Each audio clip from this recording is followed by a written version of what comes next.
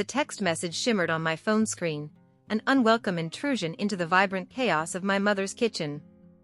Tamales steamed fragrantly on the stove, their corn husks whispering secrets in the humid air of our family home in Oaxaca. Laughter spilled from the living room where my aunts were already dissecting the guest list for Alejandro's wedding. It should have been a day brimming with alegría, a celebration of my younger brother finding his compañera. Instead, a chill snaked down my spine as I reread the anonymous message, "Don't go to your brother's wedding. Check your husband's garage." My heart hammered against my ribs. Rafael. My steady, predictable Rafael. We had built a life together over the past 7 years, a quiet existence in a small house on the outskirts of the city. He was a carpenter, his calloused hands crafting beauty from wood. I taught literature at the local preparatoria, sharing my love for stories with bright-eyed teenagers. Our life wasn't passionate, perhaps, but it was comfortable, secure. Or so I had believed. Dismissing the message as a cruel prank felt like the only way to breathe. Who would want to hurt me like this, especially on the eve of Alejandro's wedding? Yet, a seed of doubt, insidious and persistent, had already been planted. Rafael had been distant lately. Working late in his garage, he'd said. More secretive with his phone. I'd attributed it to the stress of a large commission he was working on, a set of intricately carved doors for a new hotel. Now, the anonymous words echoed the unease that had been subtly gnawing at me. I excused myself, the aroma of cinnamon and roasting chiles suddenly cloying. "Just need some fresh air," I mumbled to my mother, whose brow furrowed with concern. The scent of bougainvillea hung heavy in the twilight as I slipped out the back gate. Our family home, with its sun-baked terracotta walls and vibrant blue trim, usually felt like a sanctuary. Tonight, it felt like a gilded cage, holding me back from a truth I was both terrified and compelled to uncover. Our house was a 20-minute drive away. The entire journey, the anonymous message pulsed in my thoughts. Who sent it? Why? And what could possibly be in Rafael's garage that would make someone urge me to skip my own brother's wedding? The familiar sight of our small, stucco house did little to calm my racing pulse. The garage light was on, a thin yellow line escaping from beneath the slightly ajar door. He was there. Working late, as usual.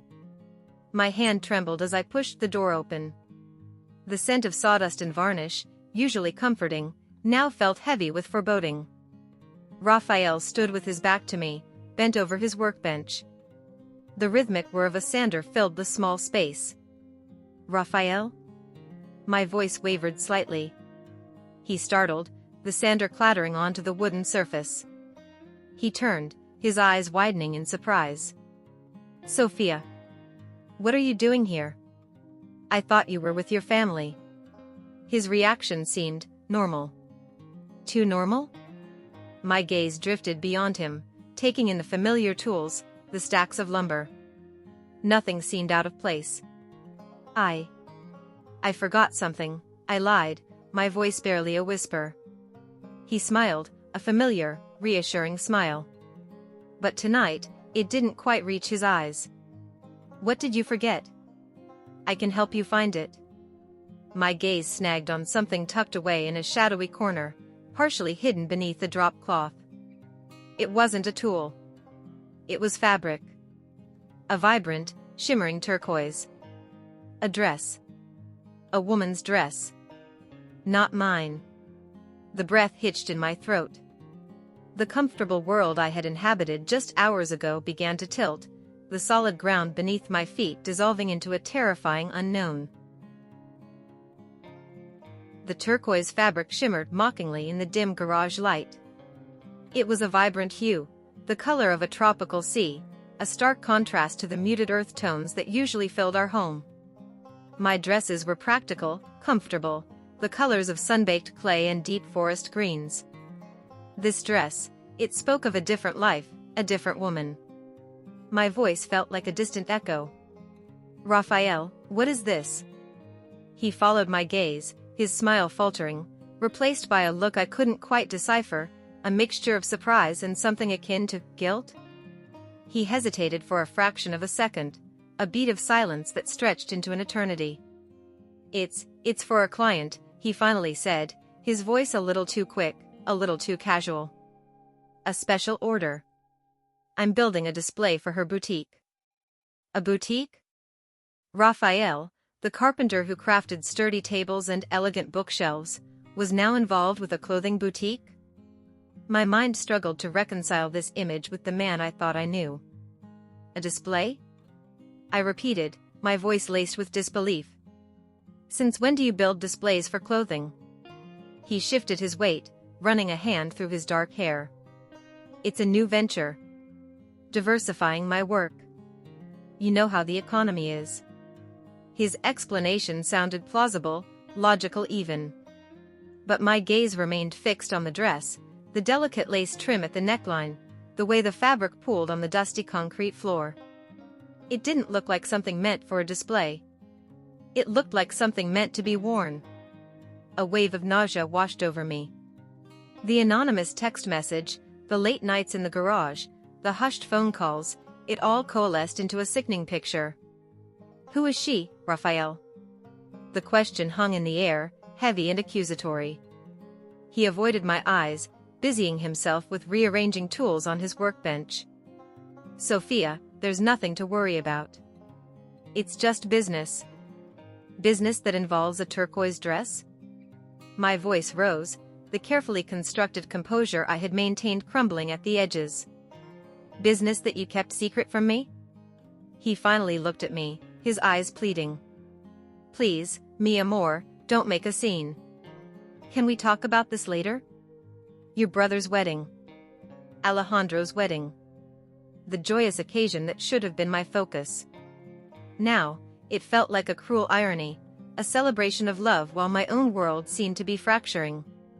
"No, Raphael," I said, my voice firm despite the tremor in my hands.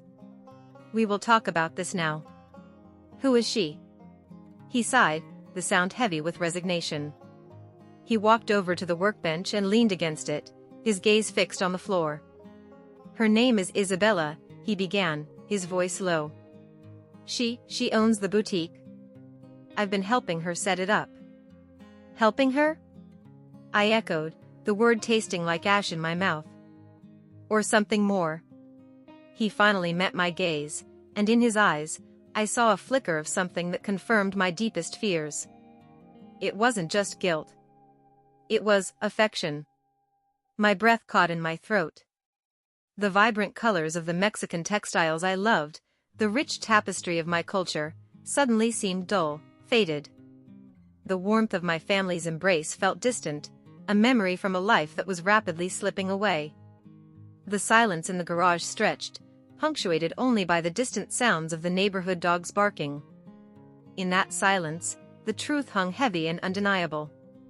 The man I had built my life with, the man I had trusted, had betrayed me. A cold dread seeped into my bones, replacing the initial shock and anger. What did this mean for our life? For our future? The comfortable security I had cherished was an illusion, shattered by a turquoise dress hidden in a dusty garage. I backed away, the concrete floor cold beneath my sandals. I need to go," I whispered, my voice barely audible. Raphael reached out a hand, but I flinched away. I couldn't bear his touch, not now. Not after what I had seen, what I now knew. Turning, I fled the garage, the image of the turquoise dress seared into my mind. The warm night air felt suffocating as I stumbled back towards my car, the sounds of laughter and music from my family home now a painful reminder of the joy that felt irrevocably lost. Driving back to my family's house felt like navigating through a dense fog. My thoughts swirled, a chaotic mix of disbelief, anger, and a profound sense of loss. The festive lights strung across the patio seemed to mock my inner turmoil. How could I possibly face my family, celebrate Alejandro's happiness, while my own world had just imploded? I parked down the street, the engine idling softly, a temporary reprieve from the inevitable. Taking a deep breath, I tried to compose myself. My mother's worried face flashed in my mind. I couldn't let her see me like this, not on Alejandro's wedding eve. Steeling my resolve, I walked towards the house, forcing a semblance of normalcy onto my face. My cousins greeted me with warm hugs and cheerful banter. My aunts peppered me with questions about Raphael's whereabouts. He had a late order to finish, I lied, the words tasting like ash in my mouth. The evening passed in a blur of forced smiles and stilted conversations. I helped my mother arrange the flores de papel, their vibrant colors a painful contrast to the grayness I felt inside. I listened to my grandmother's stories of her own wedding, the words of enduring love and commitment feeling like a cruel twist of the knife. Sleep offered little escape. Images of the turquoise dress and Raphael's evasive eyes replayed in my mind. By morning, a heavy weariness had settled over me, but beneath it, a flicker of something else began to ignite. It wasn't hope, not yet. It was a quiet determination. The wedding day dawned bright and clear. The air buzzed with excitement. As I helped my mother dress, the weight of my secret felt almost unbearable. But then I looked at her, her eyes filled with a mother's unwavering love, and at Alejandro, his face radiant with anticipation. I couldn't let Raphael's betrayal overshadow their joy. During the ceremony, as Alejandro and his beautiful bride exchanged vows, a strange sense of detachment washed over me. Their promises of forever echoed hollowly in my ears, yet witnessing their happiness sparked a tiny ember within me. If they could find love and commitment, perhaps I too could find a path forward, even if it wasn't the one I had envisioned. At the reception, amidst the music and laughter, I found myself drawn to my abuela. She sat quietly in a corner, her eyes wise and knowing. I sat beside her, the unspoken weight of my emotions palpable. She took my hand, her wrinkled fingers surprisingly strong.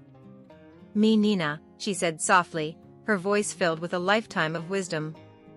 "Sometimes, the most painful endings are the beginnings of something new. Don't let bitterness take root in your heart. You are strong, Sofia. Remember who you are." Her words resonated deeply. I was Sofia. A daughter, a sister, a teacher, a woman with her own dreams and passions. My identity wasn't solely defined by my marriage. As the celebration continued, I made a decision. I wouldn't confront Raphael here, not at Alejandro's wedding. But I wouldn't pretend everything was fine either. When I finally saw him arrive, late and looking anxious, I met his gaze with a newfound clarity. There was no anger in my eyes, only a quiet resolve. I walked over to him, my steps deliberate. "Raphael," I said, my voice calm but firm. "We need to talk. Not now, not here. But when we get home." He opened his mouth to speak, but I held up a hand. "Tonight is about Alejandro and Isabella. But tomorrow, we will talk about us. About what I found in the garage." His face paled, the festive atmosphere suddenly seeming to shrink around us. He saw the change in me, the shift from hurt confusion to quiet strength. The rest of the evening, I allowed myself to celebrate my brother's happiness. I danced with my cousins, laughed with my aunts, and savored the warmth of my family. The pain was still there, a dull ache in my chest, but it no longer consumed me. As the night drew to a close, and the last of the guests began to depart, I knew my life was about to change irrevocably. The path ahead was uncertain, perhaps even painful, but for the first time since reading that anonymous text message, I felt a flicker of hope. The ending of one chapter could indeed be the beginning of another. I would face whatever came next with the strength my abuela saw in me, the strength I was beginning to see in myself. The turquoise dress had unveiled a painful truth, but in doing so, it had also set me free. If you liked it, subscribe to the channel and enjoy these other amazing stories.